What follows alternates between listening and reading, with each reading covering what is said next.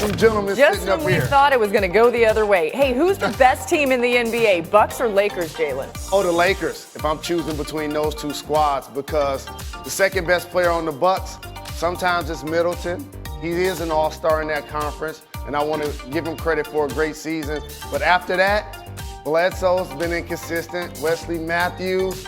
I'm going with the Lakers because their second best player is Anthony Davis. One thing that's been undeniable this season, when the King plays well, the Lakers win. Los Angeles is 20-0 this year when LeBron scores 30 or more. And according to the Elias Sports Bureau, that's the most wins without a loss in a 30-point games to start a season in NBA history. I hope you were paying attention because this weekend, what you witnessed was the return of the King. LeBron James beat Giannis's Bucks and Kawhi's Clippers, and those two really are the two biggest threats, not only to a Lakers title, but to LeBron's throne. If you consider just a year ago, LeBron took a backseat to Giannis and Kawhi, who were the league's MVP and Finals MVP, respectively.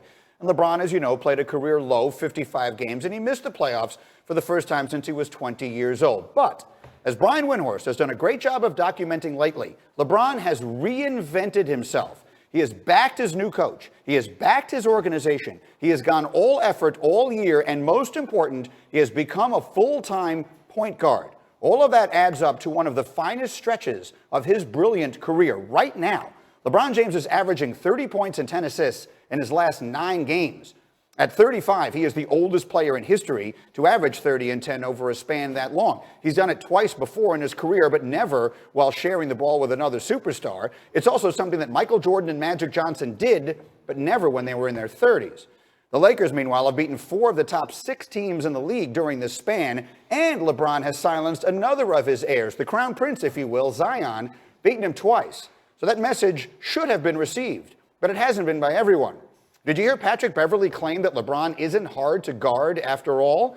This after losing to James on Sunday? Come on, that couldn't possibly be further from the truth. In his 17th season, LeBron is going to set career highs in usage rate, in points created, and in assists per game. Plus, he is 1 win away from matching the fastest he has ever gotten a team to 50.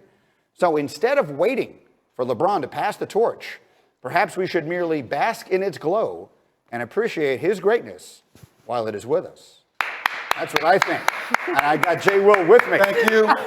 Now let's Everybody wants to hate, just appreciate. Yeah. LeBron, incredible. I will just make this statement to you. LeBron James is the league's MVP this season. In my opinion, that isn't even as debatable as most people are making it based upon the totality of the circumstances. Jalen, your thoughts? So it's not debatable, but yet the guy whose team has the best record averages more points, averages more rebounds, averages more blocks, averages more steals, and his usage rate is higher than LeBron's. I think the Greek Freak has a slight edge in the MVP race. What you just said to me, you believe the Lakers, you just said to Laura when she asked you the question, are a bigger threat than the Bucks. The Bucks play in the junior varsity conference. As he just said, there were going to be 2 teams who make the playoffs in the Eastern Conference who have records 8 games under 500. If you put the Lakers in the Eastern Conference, LeBron's record might be I just want you to know, I didn't say junior varsity. That was Zach Lowe. Was not me. Fair, but you know what I mean. Well, I've said the junior varsity. I understand it. Here's the deal. When LeBron James played in the Eastern Conference, that conference was the junior varsity as well. Right. Except he had a stacked deck. He had Dwayne Wade, he had Chris Bosh, he had Kyrie Irving, he had Kevin Love playing at an all-star level. The Greek Freak is balling in the Eastern Conference. Middleton is an all-star for that conference. Hold on a second, Jay Rose. Chris Middleton, I gave you this stat the other day. Chris Middleton has a chance to be one of 4 players in NBA history.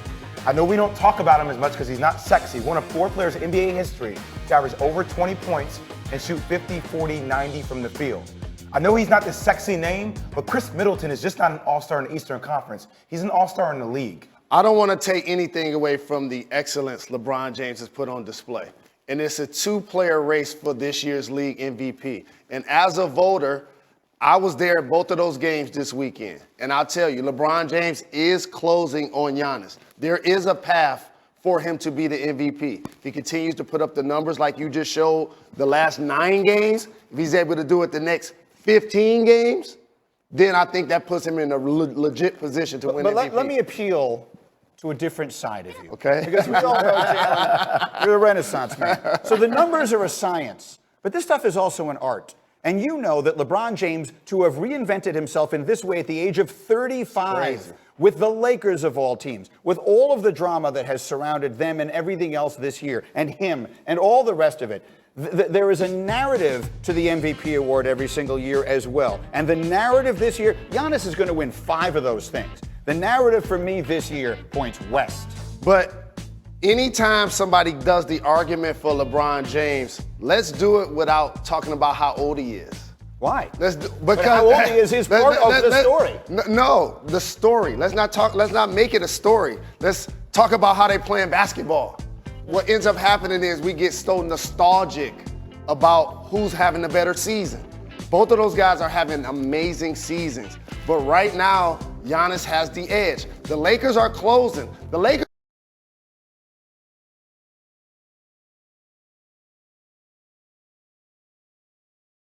might end up having the best record in the NBA. If that happens, and he plays the way he plays, LeBron James at that point will likely get my vote.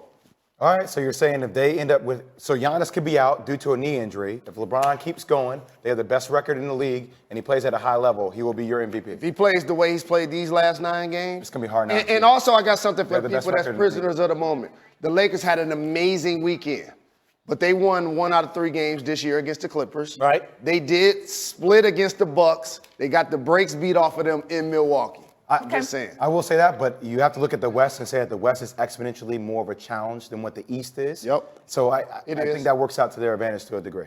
Hey, guys. Welcome back to Get Up, presented by Wendy's. What can you attribute your success to? Wine. Yeah, you know what they say about great wine, right? Ages well. There you go. LeBron James is locked in.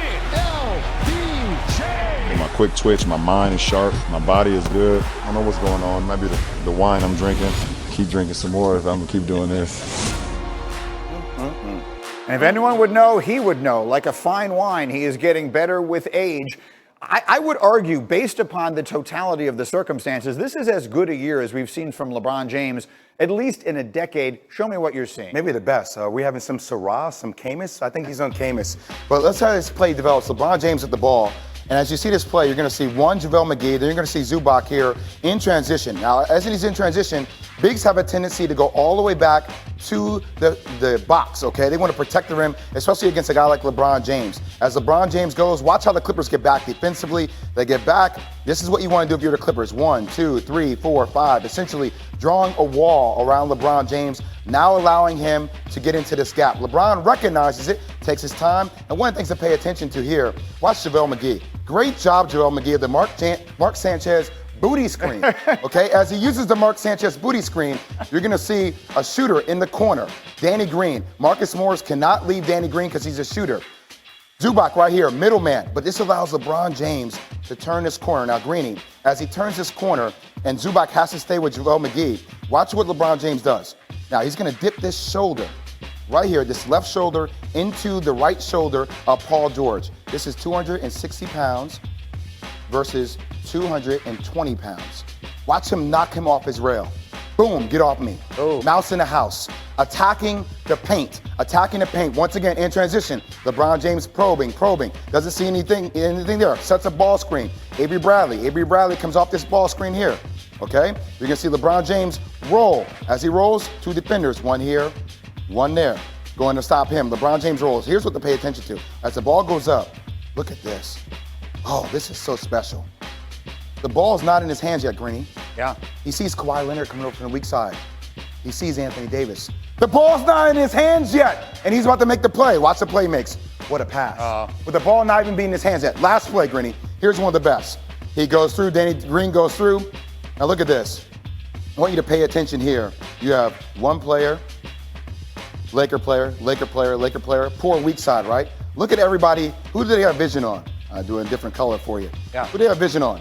Yeah. Vision on LeBron. Vision on LeBron. 5 players, 1 against 5. 1 against 5 here, guys. Watch what LeBron James is able to do. Anthony Davis down at the bottom of your screen here. Anthony Davis just looming. Paul George actually on Anthony Davis. LeBron James under control. Look how he sneaks this little pass in right here to AD.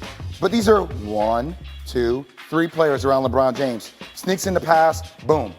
He makes the most incredible plays. And I understand Anthony Davis is a top 5 player, but the way that LeBron James delivers the ball on a platter for him, filet mignon, AD should be taking out. Here's what I like about it is that he has forever been the best playmaker in the NBA, and he's been somewhat hesitant to play that way, and he now is buying into playing that way. It starts the argument about, is he the greatest point guard to ever play the game? I know Magic Johnson is in that category, but LeBron James, his natural position is point guard, and that's how great of a player he is. I've been saying that for years. I know. And he's doing it now, and it'll prolong his career. Also, LeBron James spectacular. We'll talk more about it. Jalen will be here shortly. This week, our NBA Wednesday doubleheader.